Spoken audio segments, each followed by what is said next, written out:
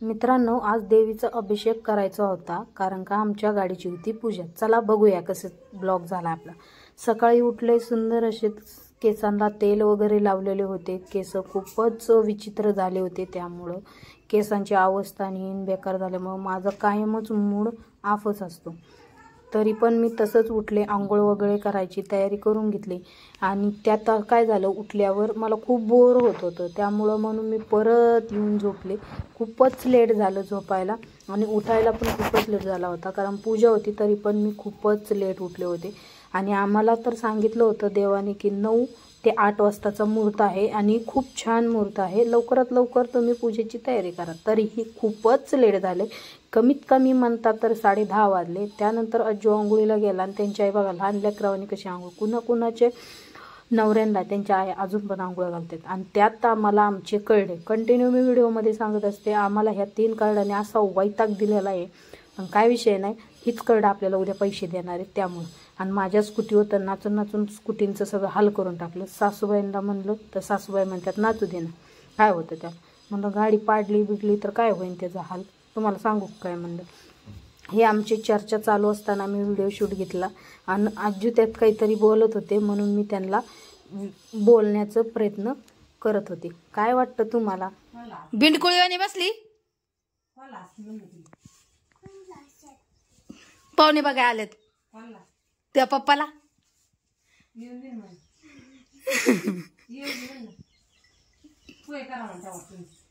नाही नाही, मुलीचे कडनी पोहे करायचे असतात। चला चला बसा पाहुणा। पाहुणा, तुम्हाला काय काय आवडतं? काय काय आवडतं? आधी डोळे पुसा, मग तिकडे गंध लावा।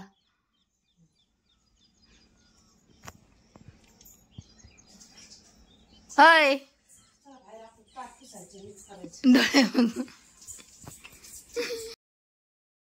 मग बघा, मग आमची प्रांजल कशी नटली, छान दिसतो का नाही तिला हो फ्रॉक।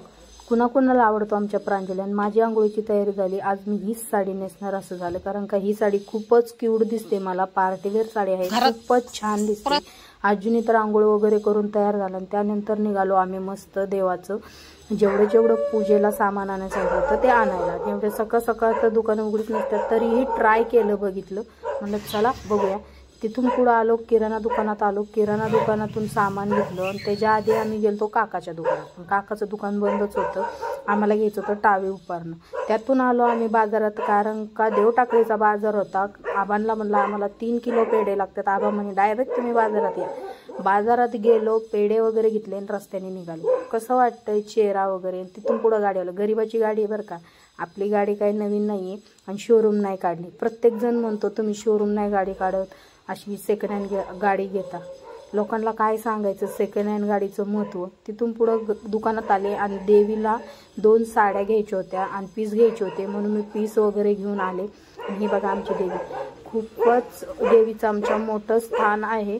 आणि ज्यांना कोणाला दर्शनाला यायचं असेल तर पत्ता आहे तालुका शेवगाव, जिल्हा अहमदनगर आणि भाविलिंगावमध्ये यावं लागेल तुम्हाला।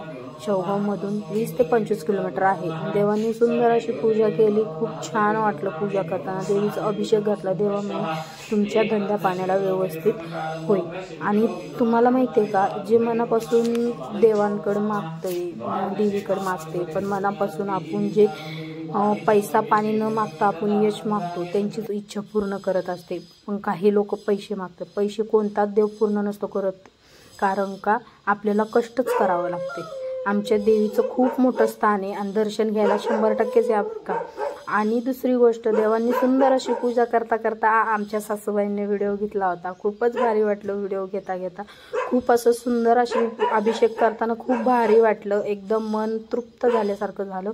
मग त्यानंतर आमच्या देवीचं स्थान वगैरे सगळं दाखवायला तुम्हाला एवढं काही जणांना बघायला नाही भेटत, मग आम्ही ब्लॉगच्या दरम्यान दाखवतो। सगळ्यांनी दर्शन वगैरे घ्या, आमची देवी प्रत्येक जणाच्या पाठीशी उभी आहे। त्यानंतर आमच्या पूजेची सुरुवात आणि आमचा ब्लॉग कंटिन्यू होत चालला होता। खूपच आणि बरेच लोक देव धर्माला मानत नाही, जे लोक मानत नाही तो त्यांचा वैयक्तिक प्रश्न झाला. आणि जे लोक मानतात मनापासून करतात तर त्यांनी खरंच तुम्ही असं मनापासून देवाधर्माचं करता तर थँक्यू तुम्हाला. आणि जे लोक मानत नाही प्लीज देवाधर्माला पण माना. कारण का काय असतं देवधर्म करताना आमचं मन पण साफ राहतं आणि सगळंच राहतं. दुसरी गोष्ट देवांना वाटलं की फुलंच सुट्टे नाही आणले पण आम्ही फुलं आणले होते. कारण का हारच आणले होते 3-4 हजाराचे तर मग त्यात सुट्टे फुलं का नाही येणार. फुलं वगैरे आली. आमची प्रांजल बघा कशी बसलेली आहे. प्रांजल एका साईडला आणि तिचं खूपच रडणं चालू होतं. ती थांबतच नव्हती.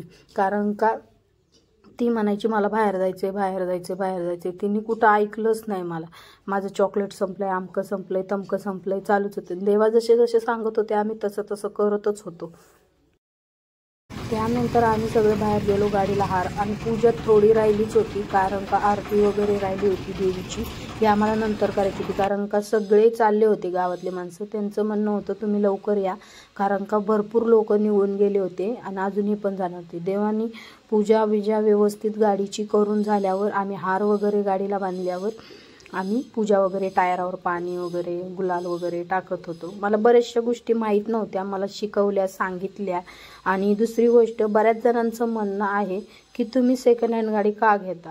माझं तर म्हणणं आहे प्रत्येक जणांनी सेकंड हँड नाही घ्यावी. प्रत्येक जणाचं स्वप्न असतं आपण शोरूम गाडी करावं. पण शून्यातून विश्व निर्माण करायचं म्हणल्यावर कुठली तर गोष्ट माघार घ्यावाच लागते. काही जणांचे वडील सपोर्टला आहेत काही जणांचे भाऊ सपोर्टला आहेत काही जणांचे दाजी सपोर्टला आहेत काही जणांचे चुलते मालते सपोर्टला आहेत. पण तसे आमच्या दोघांच्या मागं आम्ही दोघंच आहोत. आमच्या बाजूने कोणीच नाही. आणि आजू खूप खुश होता कारण का स्वतःच्या मेहनतीवर त्यांनी हीच 12 टायर घेतली. आमची 17 पण होती पण काहीच कारणास्तव आम्ही विकून टाकली आणि 12 टायर घेतली. कारण का तुम्हाला माहिती आहे लोकांच्या नावावर गाड्या घेतल्या म्हणजे किती मोठा गुन्हा असतो. त्याच कारणास्तव आम्ही विकून टाकली. कारण भरपूर त्रास झाला आम्हाला ती आम्ही लोकांच्या नावावर. प्लीज मित्रांनो तुम्ही दुसऱ्याच्या नावावर गाड्या घेऊन लोन वापरायला घेऊ नका. शक्य जितकं होईल तितकं स्वतःच्याच नावावर पण सेकंड घ्या पण स्वतःच्याच नाव. आणि हां जे आम्हाला गावातले लोक म्हणतात तुम्ही नुसते सेकंड गाड्याच पूजा आणतात त्या लोकांना पण मी सांगणं आहे. आणि प्रत्येक गावातल्या लोकांना पण सांगणं आहे. आणि प्रत्येक गावागावातले म्हणजे महाराष्ट्रात जेवढी गावं असतील जेवढे माझे फॉलोअर्स व्हिडिओ बघत असतील त्यांना पण की बाबा एखादं जर शून्यातून विश्व निर्माण करत असेल तर त्याला सपोर्ट करा. त्याला टोमणे देऊ नका आणि त्याला नावं नका ठेवू. त्याच्या मागं त्याची चर्चा नका करू. कारण का खूप मेहनतीने त्यांनी केलेलं असतं. आणि आमची एक दोघांची गोष्ट असते. छोट्या छोट्या गोष्टीत आनंद मानतो आम्ही. छोट्या छोट्या गोष्टीचं सेलिब्रेशन करत असतो आम्ही कंटिन्यू. आणि एक हे शब्द आहे प्रत्येक आमच्या लिमगावातल्या लोकांना आम्ही एक नाही तिशी चिशी आणणार म्हणजे आणणारच. कारण का त्यांच्या मागं त्यांच्या बायकोचा हात उभा आहे. प्रत्येक जणाच्या मागं कुणाचा ना कुणाचा हात असतोच. आमच्या बी मागं माझ्या सासू सासऱ्यांचा हात आहे. आणि वैयक्तिक मी माझ्या मिस्टरांच्या पाठीमागं मी उभा आहे. आणि हां ज्यांना कुणाला वाटतं आहे की हे करू शकत नाही त्यांच्यासाठी सांगते मी हे 100% करणार. कारण आमच्यावर जळणारे खूपच आहेत. आम्ही व्हिडिओ काढतो व्हिडिओच्या माध्यमातून पैसा कमवतो गाड्यावर गाड्या आणतो तर लोक खूपच जातात खूपच नावं ठेवतात. सेकंड हँड गाडी आणतो सेकंड हँड गाडी आणतो. ज्यांना नावं ठेवायची ठेवा. आणि प्रत्येकजण मला माहिती आहे आमच्या गावातले किती जण नावं ठेवतात किती जण नाही. मी त्यांची नावं नाही घेऊ शकत पण त्यांना पण सांगते आधी तुमचं चांगलं व्हावं मग माझं व्हावं. माझी ही अपेक्षा नाही की माझंच चांगलं व्हावं आणि तुमचं वाटोळ व्हावं. चित्तानं सगळ्यांना चांगलं चिता तरच पुढं जाईन आपण नाहीतर पुढं नाही जाणार. हां मी तुम्हाला लय वेळा इंस्टा वगैरे सगळ्या गोष्टीला स्टोऱ्या लावलेल्या होत्या की ड्रायव्हरने आमच्या तांदळाच्या गोण्या चोरल्या. तो ड्रायव्हर बघा कसा 2 व्हीलरच्या मागं बसलेला आहे हात देऊन. अरे प्रत्येक जणाकडून चुका होत्या. आम्ही त्या चुकीची जाणीव पण आहे आम्हाला. पण त्यांनी कबूल नाही केलं गोण्या विकलेले. त्यामुळं आम्हाला इंस्टाग्रामला व्हिडिओ त्याचा सोडावा लागला. माझं म्हणणे तुम्ही चूक केली ना तर कबूल व्हा. तुम्ही कंटिन्यू नाही नाही नाही आणि मग नंतर तुमचे व्हिडिओ वगैरे सोडल्यावर तुम्ही कबूल होता का आम्ही गोण्या चोरल्या म्हणून. बरं काही विषय नाही आहे. तिथून पुढं आमची पूजा तर अशी चालू राहिली. आणि प्लीज गावातल्या लोकांना मी सांगते आम्ही व्हिडिओ काढू काही काढू तर प्लीज आम्हाला नावं नका ठेवू. तुम्ही तुमच्या प्रयत्नाने काढत राहा. आम्ही त्यानंतर आमच्या सासूबाईंनी पण पूजा केली मी पण पूजा केली. आणि व्हिडिओ आवडला तर लाईक कमेंट शेअर आणि सबस्क्राईब